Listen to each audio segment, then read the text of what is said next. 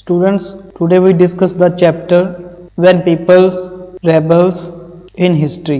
तो इस चैप्टर के बारे में हमने पढ़ा कि 1857 के अंदर जो पीपल्स थे वो कैसे प्रोटेस्ट करते हैं और कैसे रेबल करते हैं, और उसके बाद जो ब्रिटिश गवर्नमेंट है वो उसको कैसे दबाते हैं उनको। देन 1857 के रेबल के बाद क्या क्या चेंजेस होते हैं। सीधा first question, what was the demand of Rani Lakshmibai of Jhansi that was refused by the British. तो जो रानी लक्ष्मीबाई थी उसकी क्या डिमांड थी और उसकी डिमांड को रिफ्यूज्ड कर दिया गया ब्रिटिश गवर्नमेंट के द्वारा। Answer, Rani Lakshmibai of Jhansi wanted to East India Company to recognise her adopt son has the heir to the kingdom after the death of her husband. तो उनकी ये डिमांड थी कि जो बच्चा उन्होंने अडॉप्ट किया है, गोद लिया है, उसको राज सिंहासन मिलना चाहिए उनकी पति की मृत्यु के बाद। लेकिन ये बात ब्रिटिश गवर्नमेंट ने रिफ्यूज्ड कर दी। सीधा question number second, what did the British to do protect the interest of those who converted to Christianity. यानी कि जो क्रिश्चियन को अपनाते थे उनके लिए ब्रिटिश गवर्नमेंट ने क्या किया। In 1850, a new law allotted an Indian who had converted to Christianity to inherit property of his ancestors. This law made it easier to convert to Christianity. यानी कि 1850 के अंदर ये लॉ अलो कर दिया इंडियंस को कि जो अपना रिलीजन कन्वर्ट करता है क्रिश्चियन के अंदर, उसका जो उनके पूर्वजों की प्रॉपर्टी है उसके ऊपर हक होगा। सीधा next question, what objection did the sepoys have to the new cartridges that they were asked to use. तो जो नए सिपाही थे उनके क्या ऑब्जेक्शन थे जो नए कार्जर्स या फिर कारतूस थे उनको लेके। The new cartridges were suspect of being coated with fat of cows and pigs. Both Hindus and Muslim spies were offended by the introduction of these cartridges. Their religion sentiments were affected and this was the reason they refused to use the cartridges. तो जो Indian सिपाही थे उनको लगता था कि जो नए कारतूस है उनके ऊपर काऊ और जो पिग यानी कि गाय और सूर का मांस चढ़ा हुआ है, और जो कारतूस चलाते थे उन्हें चलाने से पहले ये जो कोटेड होता था उसे अलग करना पड़ता था। तो इसी कारण उन्होंने रिफ्यूज कर दिया कि ये उनका जो रिलीजन है उसे इफेक्ट करते हैं। सीधा next question, how did the last Mughal empire live the last years of his life. जो मुगल के लास्ट राजा थे, एम्पायर थे, उन्होंने अपने लास्ट दिन कैसे बिताए। Answer, the Mughal empire spend the last years of his life in a jail in Rangoon along with his wife। तो उन्होंने अपनी जो लास्ट की लाइफ थी वो अपनी वाइफ के साथ रंगून की जेल में बिताई, और उनकी आंखों के सामने उनके जो सन थे उनको गोली मार दी गई थी। Next question, what could be the reasons for the confidence of the British rulers about their position in India above May 1857। यानी कि 1857 से जो ब्रिटिश गवर्नमेंट थी, ब्रिटिश रूलर्स थे, उनके अंदर कॉन्फिडेंस किन कारणों से था कि वो इंडिया के ऊपर रूल करेंगे। The reasons for the confidence of British rulers about their position in India before May 1857 were too many as describe below. तो ये वाले जो रीजन थे जो कि नीचे दिए गए हैं। There were several roots, rebellions and revolt which occurred before May 1857, but all these were localized and were suppressed by the British then and there। तो May 1857 से पहले बहुत रिबेलियन रिवोल्ट्स हुए, लेकिन जो वो लोकल एरिया के थे लोकल हुए, और ब्रिटिश गवर्नमेंट ने टाइम रहते उनको दबा दिया, वहीं पे डिक्लाइन कर दिया वहीं पे।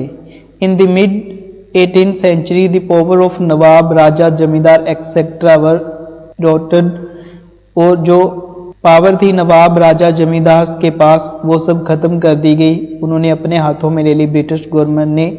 The freedom of the Indian rulers was reduced, their armed force were disband and their revenue है territories were taken by stages. तो जो इंडियन रूलर्स थे उनकी पावर को कम कर दिया गया, उनकी जो आर्मी फोर्स थी वो उनसे छीन ली गई, वो बैन कर दी गई, और जो वो रेवेन्यू लेते थे उनके ऊपर भी अब अंग्रेजों का अधिकार हो गया। The Mughal empire had lost its control over the province, और जो मुगल एम्पायर की सल्तनत थी उनके ऊपर भी अब उनका अधिकार नहीं रहा था। Residents had been stationed in many courts by the British as their representatives. These residents kept informing the governors about the important development in every kingdom। तो जितनी भी किंगडम्स थी उसके अंदर जो ब्रिटिश थे उनके रिप्रेजेंटेटिव को भेज दिया गया, और वो सभी इंफॉर्मेशन थे वो गवर्नर को देते थे। तो इस प्रकार जितनी भी किंगडम या रेसिडेंस थी उन सब के ऊपर जो ब्रिटिश गवर्नमेंट है उनका अधिकार हो गया था। Indian princess and chief whom the British had allowed to continue used to side with the British during the revolt before May 1857। और मई 1857 से उनको ये लगता था कि जो सभी इंडियन प्रिंसेस और चीफ हैं वो उनके साथ है और वो उन्हें ही फॉलो करते हैं। सीधा next question, what impact did Bahadur Shah Zafar support to the rebellion have on the people and the ruling families. तो जैसा हमने देखा कि जब रिवोल्ट हुआ तो बहादुर शाह जफर ने लोगों को फॉलो करने के लिए कहा, इस रिवोल्ट के अंदर शामिल होने के लिए कहा। तो बहादुर शाह जफर के कारण जो लोग थे उन पे क्या असर हुआ, उन पे क्या इफेक्ट हुआ बहादुर शाह जफर के कारण। There were a wide spread effect on the people whole country and its ruling families after Bahadur Shah Zafar support to the rebellion. तो बहादुर शाह जफर के कारण ये पूरा स्प्रेड हो गया, और जो होल कंट्री के फैमिलीज थी वो सभी इस रिबेलियन में शामिल हो गए। All small and big kingdoms, king, nawab, raja, prince, zamindar, chief and even many Hindus and Muslim religion leaders welcome this initial step. सभी ने इसका वेलकम किया, और जितने भी जो इंडिया के किंगडम किंग्स नवाब थे वो सभी इस रिबेलियन में शामिल हो गए। Regiment after regiment mutinied and started to join other troops at nodal point like Delhi, Kanpur और लखनऊ। इस प्रकार जो रेजिमेंट थी वो भी एक दूसरे का साथ देने लगे, और धीरे धीरे ये आगे फैलता गया। जैसे इसके कुछ नोडल पॉइंट बन गए, जैसे दिल्ली, कानपुर और Lucknow. The people of town and villages also joined the rebellion in mass and rallied around local leaders, zamindar, rulers who were prepared to regain their lost authority and fight against the British। तो जो सभी लोग थे villages के वो सभी इसमें gather होने लगे, क्योंकि उन्हें आशा थी कि जो उनकी अथॉरिटी लॉस्ट हो गई है वो दोबारा से फाइट करके ब्रिटिश गवर्नमेंट से ले सकते हैं। Question number next, how did the British succeed in securing the submission of the rebel landlord of Awadh. जो अवध के अंदर रेबेलियन हुआ उसको जो ब्रिटिश गवर्नमेंट थी उन्होंने कैसे दबा दिया, कैसे सक्सीड हो गए उसको दबाने में। The British succeed in securing the submission of the rebels landowners of Awadh by adopting various methods such as, तो उन्होंने कई मेथड अपनाई, जैसे they announced reward for the loyal landlords। तो जो लॉयल लैंडलोवर्स थे उनके लिए उन्होंने रिवार्ड घोषित किए कि जो हमारा साथ देंगे उन्हें हम अच्छी पोस्ट वगैरह देंगे। They were assured that they would be allowed to continue to enjoy traditional rights over their field। फिर उन्होंने अनाउंसमेंट कर दी, श्योर कर दिया कि आपको जो ट्रेडिशनल राइट्स है, जो आपकी लैंड है वो वापस कर देंगे। Those who had rebelled were told that if they submit to the British and if they had not killed any white people they would remain safe and their rights and claims to land would not be denied। तो जो लोग खुद को submit कर रहे थे British government को, जिन्होंने किसी ब्रिटिश का खून नहीं किया था, तो उनके लिए उन्होंने कहा कि आप सेफ हो, आपको कुछ नहीं होगा और जो आपके राइट और क्लेम वो आपको दिए जाएंगे। Next question, in what ways the British change their policy as the result of the rebellion of 1857। तो 1857 का रेबेलियन हुआ, उसके बाद क्या चेंजेस हुए, ये क्वेश्चन काफी इंपॉर्टेंट है। Change in the policy of British after suppression of the rebellion 1857। तो इसके बाद क्या क्या चेंजेस हुए ये देखेंगे। The British parliament passed an act in 1859 under which the power of East India Company were transfer to the British crown. तो जो पावर थी ईस्ट इंडिया कंपनी के पास वो अब ब्रिटिश क्राउन जाके ब्रिटिश गवर्नर था उसके पास चली गई। The ruling chief of the country were assured that their territories would never be stayed by the British. जो रूलिंग चीफ थे उनको ये इंश्योर कर दिया गया कि आपकी जो टेरिटरीज है उसके ऊपर अब दूसरा कोई ब्रिटिश है वो कब्जा नहीं करेगा। They also blissed the doctrine of lapse thereby allowing rulers to pass on their kingdom to adopt son।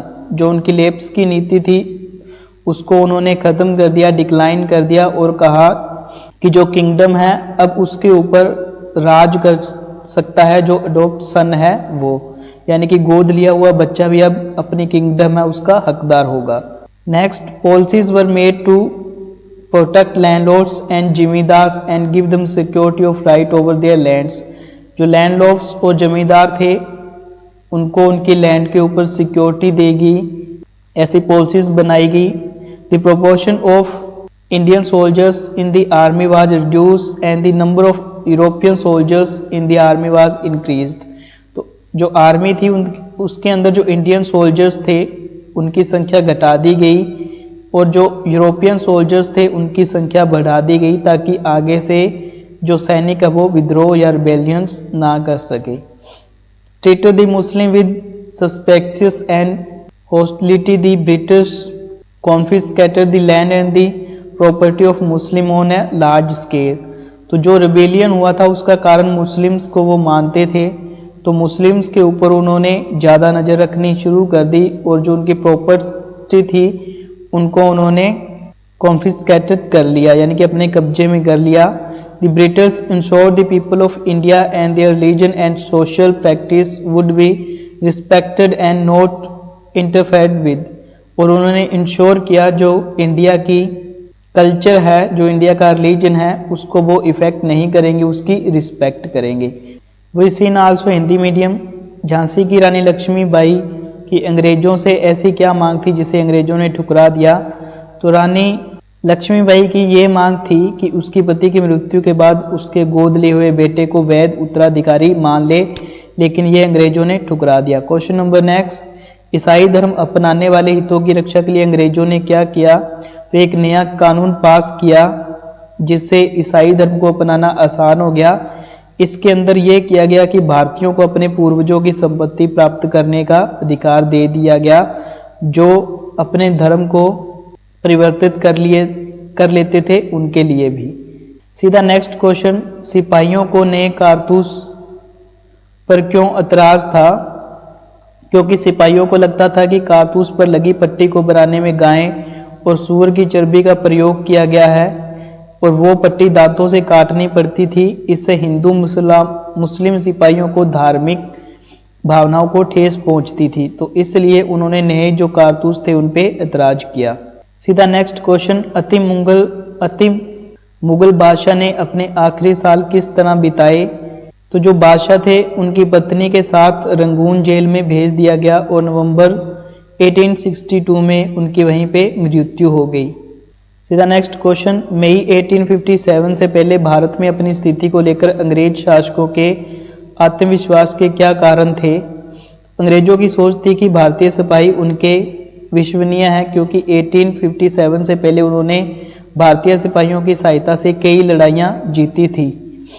अंग्रेज शासक जानते थे कि कई स्थानीय राजा और जमींदार उनके शासन का समर्थन करते हैं क्योंकि स्थानीय शासकों ने अपने हितों की रक्षा के लिए कंपनी के साथ बातचीत की थी, कुछ टेरिटरीज थी उन पे साइन किए थे। स्थानीय शासकों की स्वतंत्रता घटती जा रही थी क्योंकि उनकी सेनाओं को भंग कर दिया गया था तथा उनके राजस्व वसूलने के अधिकार छीन लिए गए थे। देन फोर्थ पॉइंट आप ये भी लिख सकते हो कि जो राजा थे या उनका जो शासन का एरिया था उसको रिड्यूस करके कम करके उस पर भी अंग्रेजों ने कब्जा कर लिया था। नेक्स्ट क्वेश्चन, बहादुर शाह जफर द्वारा विद्रोहियों को समर्थन दे देने से जनता और राज परिवारों पर क्या असर पड़ा, तो इसके क्या प्रभाव पड़े। बहादुर शाह जफर के समर्थन से जनता उत्साहित हुई, उनका उत्साह और साहस बढ़ गया, इससे उन्हें आगे बढ़ने की हिम्मत, उम्मीद और आत्मविश्वास मिला। नेक्स्ट, ब्रिटिश शासन के विस्तार से भयभीत बहुत सारे शासकों को लगने लगा कि अब वह फिर से मुगल बादशाह अपना शासन स्थापित कर लेंगे, यानी कि फिर से वो जो उनका शासन था जो खो गया था, जो अंग्रेजों के हाथ में था, वो फिर से वो अपना लेंगे, वापस ले लेंगे। विभिन्न ब्रिटिश नीतियों के कारण जिन राज परिवारों ने अपनी सत्ता खो दी थी वह इस खबर से बहुत खुश थे, क्योंकि उन्हें लगने लगा था कि अब ब्रिटिश राज खत्म हो जाएगा और उन्हें अपनी सत्ता वापस मिल जाएगी। फोर्थ पॉइंट ये इंक्लूड कर सकते हैं हम इसमें कि जो जमींदार और जो गांव के लोग थे वो भी इससे प्रभावित हुए और वो भी इस विद्रोह के अंदर निकल पड़े, और जो हिंदू और मुसलमान थे दोनों ने मिलके बहादुर शाह जफर की बात का समर्थन किया और इस विद्रोह में शामिल हुए। सीधा नेक्स्ट पॉइंट, अवध के बागी भूस्वामियों से समर्पण करवाने के लिए अंग्रेजों ने क्या किया, यानी कि अवध के अंदर जो रेबेलियन विद्रोह हुआ था उसको समाप्त करने के लिए अंग्रेजों ने क्या किया। अंग्रेजों ने कुछ भूस्वामियों, राजाओं व नवाबों पर मुकदमे चलाए तथा उन्हें फांसी दे दी। नेक्स्ट, अंग्रेजों ने घोषणा की कि जो भूस्वामी ब्रिटिश राज के प्रति स्वाभाविक बने रहेंगे उन्हें उनकी जमीन पर पारंपरिक अधिकार का उपभोग करने स्वतंत्रता बनी रहेगी, यानी कि जो लॉयल रहेंगे अंग्रेजों के प्रति, जो अंग्रेजों का विद्रोह नहीं करेंगे, उन्हें कुछ नहीं कहा जाएगा और उनकी संपत्ति या उनकी जमीन वापस दे दी जाएगी। जिन भूस्वामियों ने विद्रोह किया था, यदि उन्हें किसी अंग्रेज की हत्या नहीं की है और वह आत्मसमर्पण करना चाहते हैं तो उन्हें सुरक्षा की गारंटी दी जाएगी और जमीन पर उनका अधिकार और दावेदारी बनी रहेगी, यानी कि जो सरेंडर कर सकते हैं वो बच जाएंगे। और नेक्स्ट, उन्होंने ये भी कहा था कि जो हमारे लिए लॉयल होंगे, वफादार होंगे, उनको हम रिवार्ड देंगे, यानी कि उनको हम इनाम देंगे। सीधा नेक्स्ट क्वेश्चन, 1857 की बगावत के फलस्वरूप अंग्रेजों ने अपनी नीतियां किस तरह बदली, तो ये क्वेश्चन काफ़ी इंपॉर्टेंट है। ब्रिटिश संसद ने 1858 में एक नया कानून पारित किया और ईस्ट इंडिया कंपनी के सारे अधिकार ब्रिटिश साम्राज्य के हाथों में सौंप दिए। ब्रिटिश मंत्रिमंडल में एक सदस्य को भारत मंत्री के रूप में नियुक्त किया गया, उसे सलाह देने के लिए एक परिषद का गठन किया गया जिसे इंडिया काउंसिल कहा जाता था, यानी कि एक गवर्नर बनाया गया। भारत के गवर्नर जनरल को वायसराय कहा जाने लगा। देश के सभी शासकों को भरोसा दिया गया कि भविष्य में कभी भी उनको भू क्षेत्र पर कब्जा नहीं किया जाएगा और भारतीय शासकों को ब्रिटिश साम्राज्य के अधीन शासन चलाने की छूट दे दी गई। नेक्स्ट, सेना में भारतीय सिपाहियों का अनुपात कम करके यूरोपीय सिपाहियों की संख्या बढ़ाने का फैसला किया गया।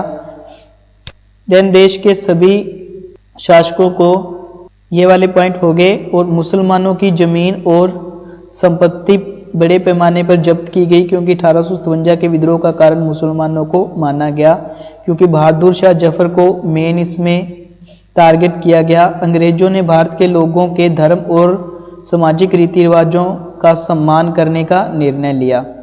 तो इसमें से आप कोई भी 5 पॉइंट्स लर्न कर सकते हैं। देन अगर किसी को कोई डाउट या क्वेरी हो तो कमेंट कर सकते हो। थैंक्स।